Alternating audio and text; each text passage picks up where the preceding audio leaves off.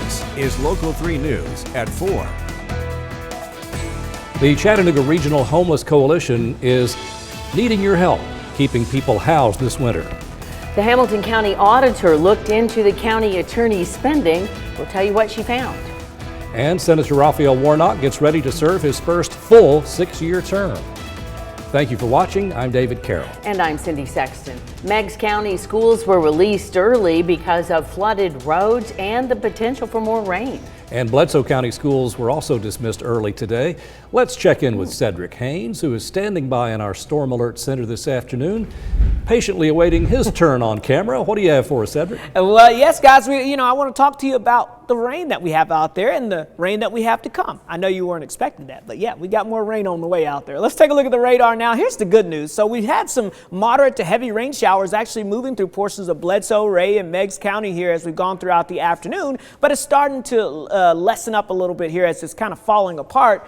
So that's some good news, at least here in the short term here. Let's go in a little closer and show you what I mean. You can see here from Decatur over towards Graysville, still a little burst of moderate to heavy rain right over Graysville, but this is kind of moving out now, heading towards Athens, but overall the coverage is weakening just a little bit. Let me take you down into North Georgia. We've got some more showers showing up from Summerville down towards Rome. These are heading towards Adairsville and over towards Calhoun, but again, notice how this is becoming more scattered. The problem is, look back towards the west over central Tennessee, and you can see another band of widespread moderate to heavy rainfall starting to get going, and this is developing below some of these aerial flood advisories where we've already picked up about 2 to 3 inches of rainfall up just to our north across the northern half of the Tennessee Valley here. We are seeing that heavy rainfall moving on through. Now we're seeing a band of heavy rainfall developing south of that. We've got this high pressure that's to our south that's blocking this front from moving south, and it started to move back to the north yesterday. Now it's oozing back down to the south again, and that's putting us in that zone for seeing more bursts of rainfall. But unlike Monday, when we had the cold rain all day and temperatures that were in the low 40s, it's in the mid to upper 60s. In fact, a couple of folks probably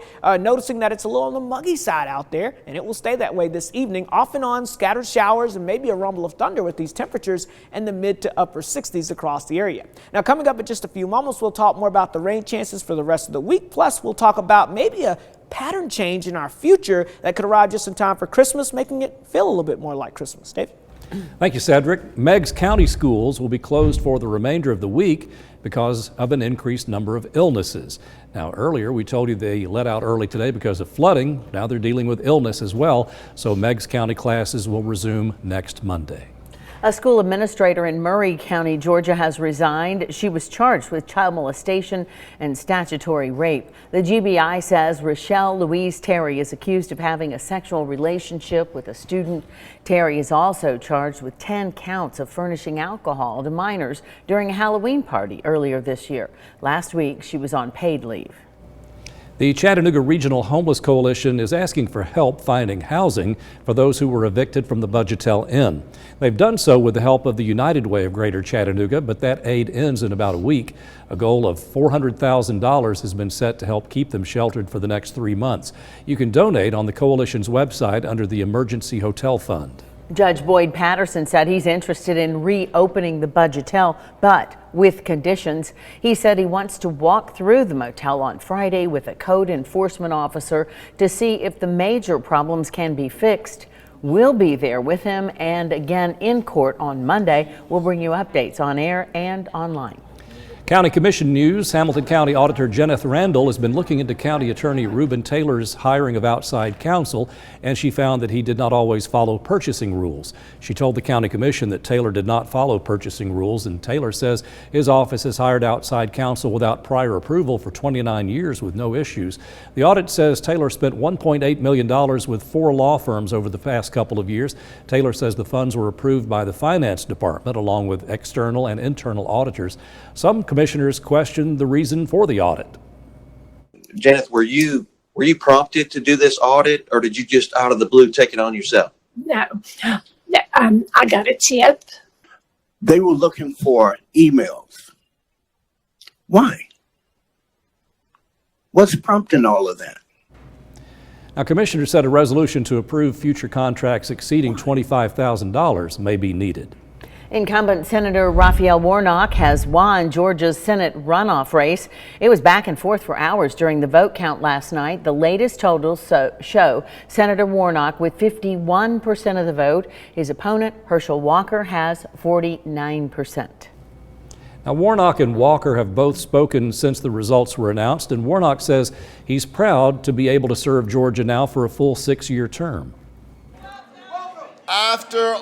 After a hard-fought campaign, you've got me for 6 more years. It is my honor to utter the 4 most powerful words ever spoken in a democracy. The people have spoken. Walker says although he lost, he respects the election process and he asks for prayer for our nation's elected officials. This is much bigger than Herschel Walker. And I told someone this the other day. I said, guys, I've done a lot of stuff. You talk about Heisman Trophy, you talk about all the athletic awards, business awards I won, but the best thing I've ever done in my whole entire life is run for the Senate seat right here. Now, this is Warnock's 4th election, including 2 runoff wins in less than 2 years. Warnock's victory means Democrats will have 51 seats in the Senate next year, and that means Senate Democrats will hold majorities in each committee.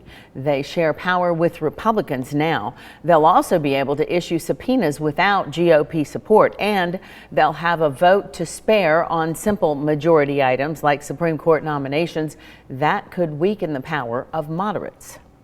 Coming up next on Local 3 News at 4, the January 6th committee is wrapping up their work when they are expected to release their report. And the FDA is working to make Narcan more accessible.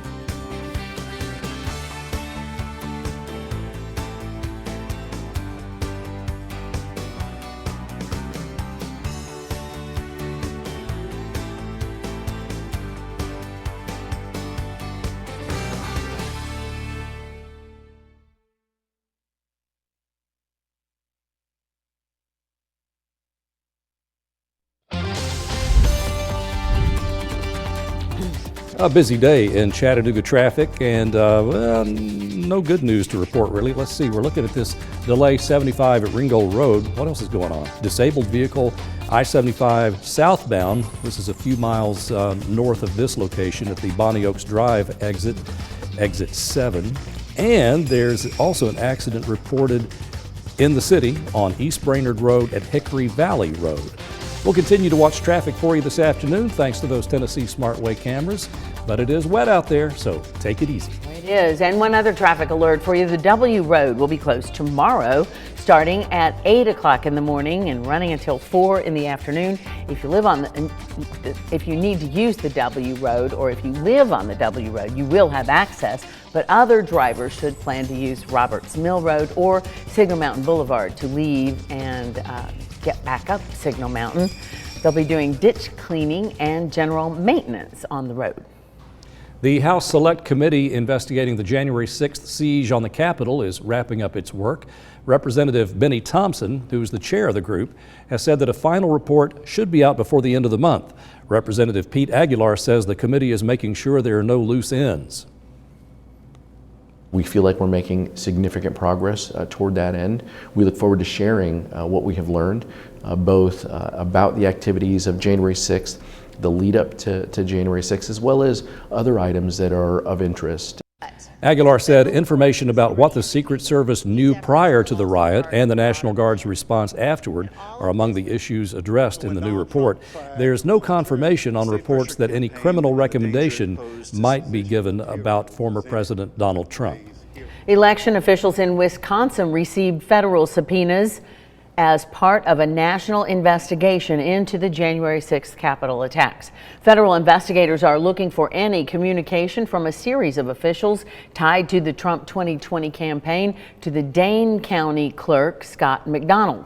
McDonald says they have searched for names in their email database and flagged Dane County attorney Jim Trupis. He worked on behalf of the Trump campaign in Wisconsin, helping them file for a recount. There were several efforts to exclude tens of thousands of votes of Dane County voters. You can kind of see how they were working backwards. We need 20,000 votes, so let's try to toss out that many from Dane and Milwaukee. The U.S. Department of Justice filed those subpoenas with local officials in other states as well, including Michigan and Arizona. Coming up next. Recovery is going to be long, but I just can't wait for him to be here. This one-year-old boy suffered burns to 40% of his body. We'll talk about how it happened and what the family is trying to do to make his time in the hospital a little easier.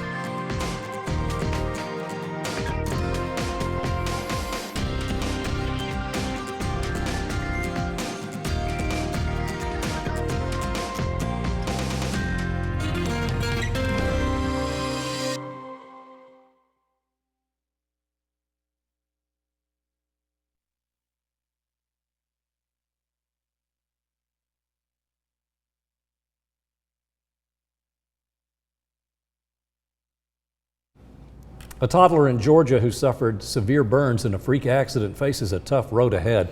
He suffered burns over 40% of his body, and this is something that could happen to anybody. Caitlin Ross has more on how the little boy and his parents are doing. Ahmad's parents say this happened in an instant.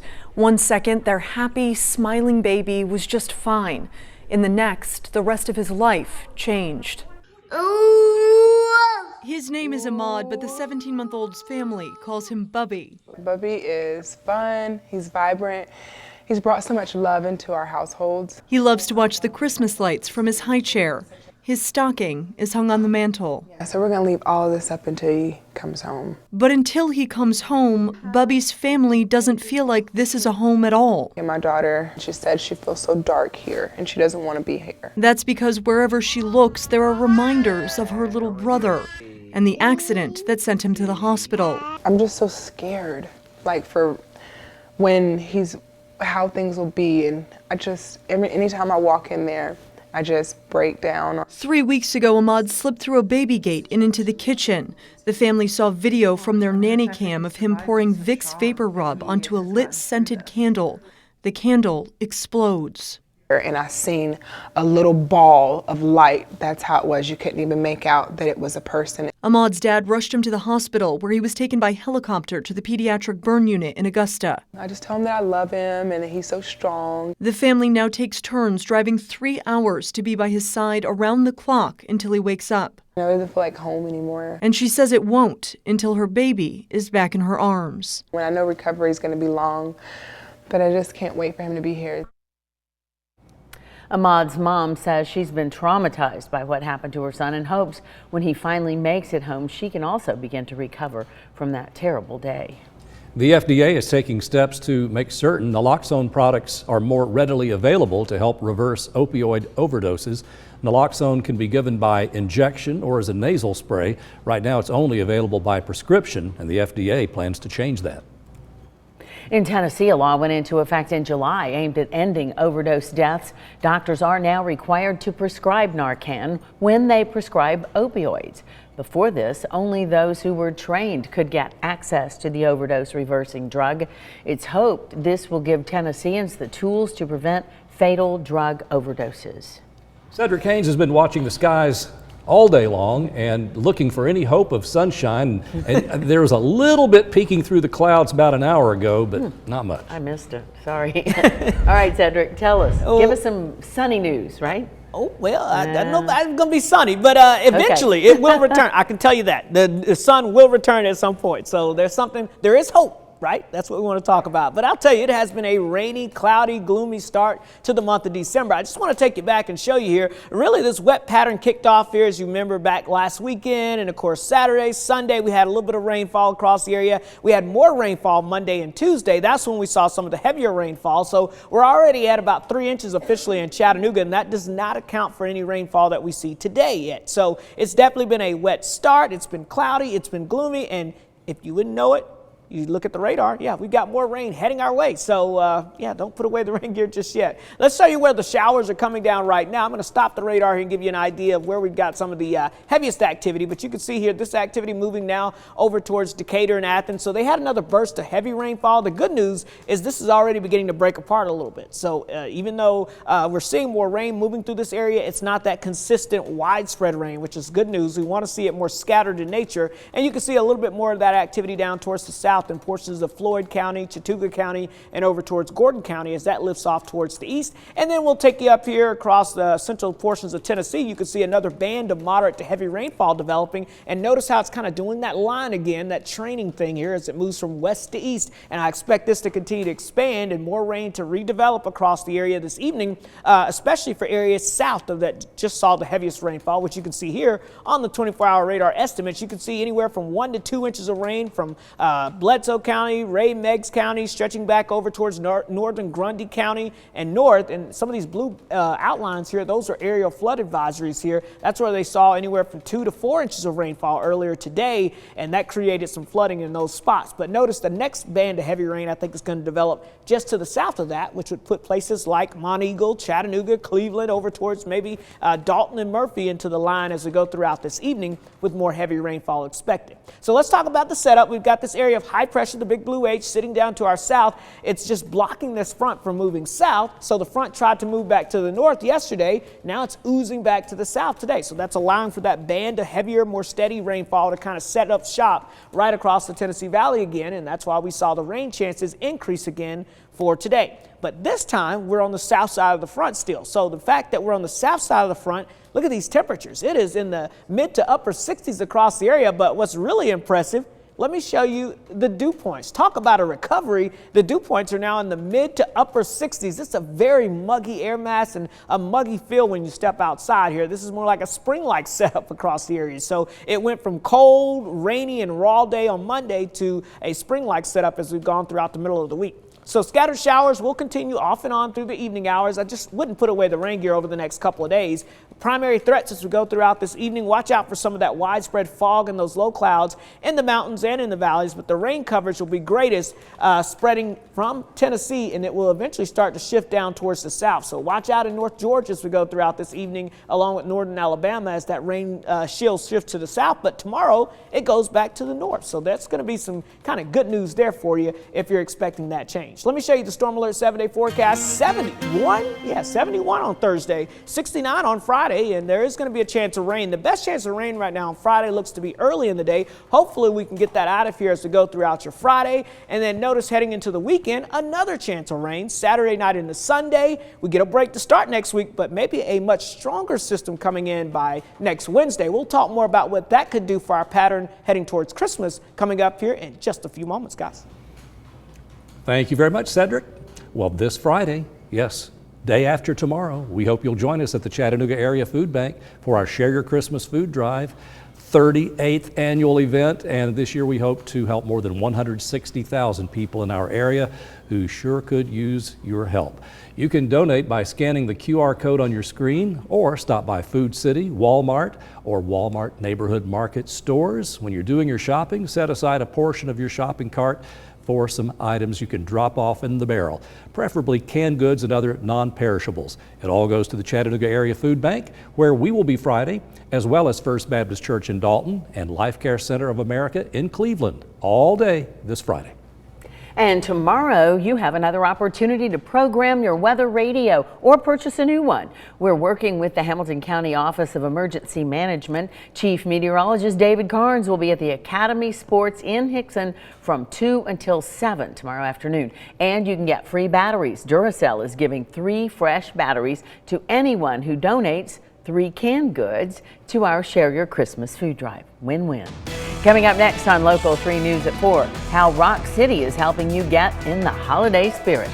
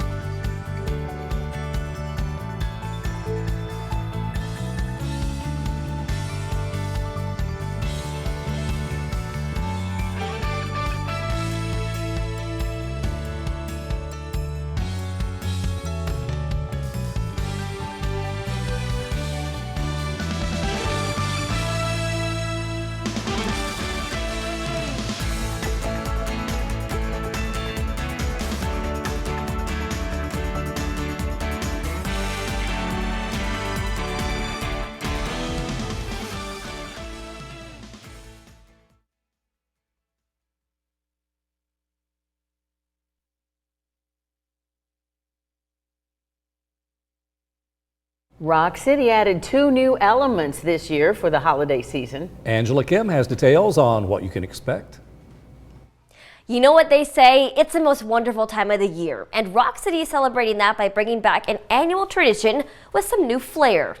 We began planning all of this really as soon as we finished last year, sort of like Santa does. We just start over and do it again. Will Jackson has been planning for the 2022 Christmas season at Rock City for a year now, including incorporating 2 brand new elements like Heart of the Mountain. It takes you through the Fat Man Squeeze and all the way down through what we refer to as the lower portion of the Enchanted Trail.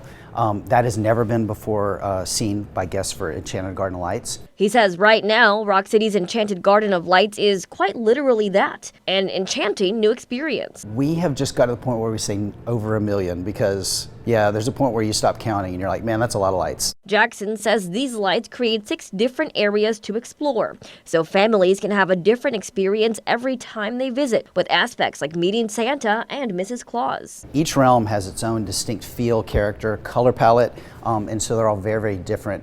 The greatest thing about that is it means that you're not in a huge line of people. He says this is an experience you don't want to miss, and a great way to celebrate the holiday season with your loved ones. Those spaces are some of the most spectacular views we have at Rock City, but we've never before offered those at night, and so I urge people to come check that out because it's like nothing else in the Enchanted Garden. Reporting from Rock City,